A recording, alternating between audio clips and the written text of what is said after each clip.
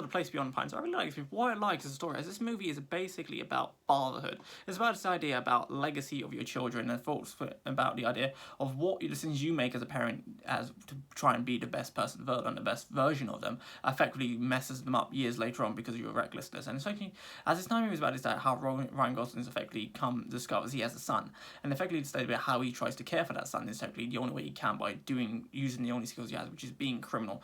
Effectively, Robert Banks' sort of idea about being this violent individual, and in a sense of how that sort of violent individual past effectively affects his child years later on. As this movie is told on three separate points, from the point of Ryan Gosling to Bradley Cooper, the police officer trying to stop him, sort of his relationship he has with crime, and sort of this idea about art integrity, to then years later on about how those decisions years later on affect their children as they're grown up, and sort of sense of how they're screwed up and sort of messed up, and sort of this idea about how they are stuck in a legacy and sort of this idea of what more from the parents' decisions to what they are today. And it's really interesting to watch how the story goes about doing it. The entire cast is interesting. It's really interesting to watch, and I highly recommend you to do for that reason.